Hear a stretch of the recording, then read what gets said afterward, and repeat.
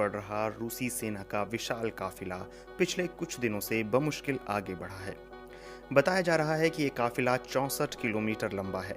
इस काफिले की सैटेलाइट से ली गई तस्वीरें 28 फरवरी को सामने आई थीं, जिसके बाद से ये आशंका जताई जाने लगी थी कि जल्दी ही कोई बड़ा हमला होने वाला है। मगर ब्रिटिश और अमेरिकी अधिकारियों का कहना है कि शायद लॉजिस्टिक वजहों से, यानी रसद या सामान से जुड़ी दिक्कतों के कारण काफिले को आगे बढ़ने में बाधा आ रही है। गुरुवार सुबह एक खुफिया अपडेट में ब्रिटेन के रक्षा मंत्रालय ने कहा कि ये काफिला पिछले 3 दिनों से बहुत मामूली तौर पर आगे बढ़ा है और ये कीव से 30 किलोमीटर दूर है। इसकी कई वजहें हो सकती हैं। इनमें रसद की समस्याओं के अलावा यूक्रेन का अप्रत्याशित प्रतिरोध और रूसी सैनिकों का कमजोर मनोबल जैसे कारण हो सकते हैं। ब्रिटिश सरकार के मुताबिक मैकेनिकल ब्रेकडाउन, यानी वाहनों के खराब हो जाने और जाम लगने की वजह से समस्या आ रही है। इस विशाल काफिले में कई बख्तरबंद गाड़ियां, टैंक और दूसरे सैन्य साजो सामान मौजूद हैं। इन तमाम दिक्कतों के अलावा खाने और ईंधन की सप्लाई भी सीमित बताई जा रही है। ये भी कहा जा रहा है कि खराब क्वालिटी और रख रखाव वाले टायरों की वजह से भी परेशानी आ रही है। ब्रिटेन की संयुक्त सैन्य कमान के पूर्व commander general sir Richard barons ने कहा कि ईंधन, खाना, स्पेयर पार्ट्स और टायरों की रसद से जुड़ी भारी दिक्कत हो रही है। वो कीचड़ में फंस गए हैं, जिनको निकालने में मुश्किल हो रही है।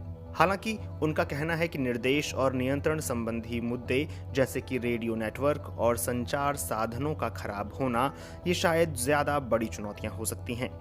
अमेरिकी रक्षा मुख्यालय पेंटागन ने भी कहा है कि रूसी सेना को रसद से जुड़ी समस्याएं आ रही हैं और उन्होंने जानबूझकर अपने आप को दोबारा संगठित करने और प्रगति की समीक्षा और जो समय बर्बाद हुआ उसकी भरपाई करने का फैसला किया है।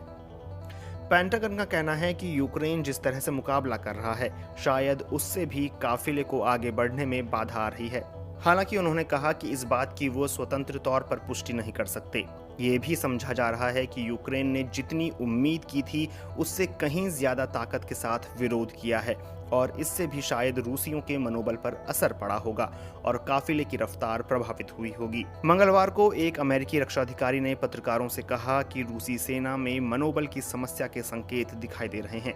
अधिकारी ने कहा, उनमें से हर किसी को ये पता तक नहीं था कि उन्हें लड़ाई के मोर्चे पर भेजा जा रहा है। यूक्रेन के पास हवाई हमले की कुछ क्षमता है और वो तुर्की में बने शक्तिशाली ड्रोन्स के सहारे रूस के दूसरे काफिलों को निशाना बनाता जा रहा है। मगर जनरल बैरन्स के अनुसार यूक्रेन के पास इतनी सैन्य क्षमता नहीं है कि वो इतनी बड़ी रूसी सेना को तबाह कर सके। कुछ लोगों ने ये भी चर्चा की है कि क्या नेटो काफिले को निशाना नहीं बना सकता, मगर ऐसा होने की सूरत में बात बहुत बढ़ जाएगी और 2 परमाणु शक्तियों के बीच युद्ध छिड़ सकता है। पश्चिमी देशों ने बार बार ये कहा है कि उनका इस लड़ाई में सीधे कूदने का कोई इरादा नहीं है।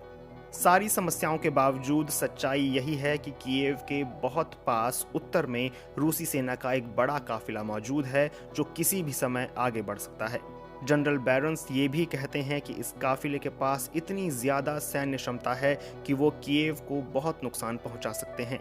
वो कहते हैं कि ये काफिला सेना का एक हिस्सा बन सकता है, जिसमें तोपों वाली टुकड़ियों और पैदल दस्तों के साथ कीव की घेराबंदी की जा सकती है। वो कहते हैं कि उस समय रूस के पास 2 विकल्प होंगे, या तो वो समर्पण करने के लिए अल्टीमेटम जारी करें या फिर वो समझ लें कि यूक्रेनी घुटने नहीं टेकेंगे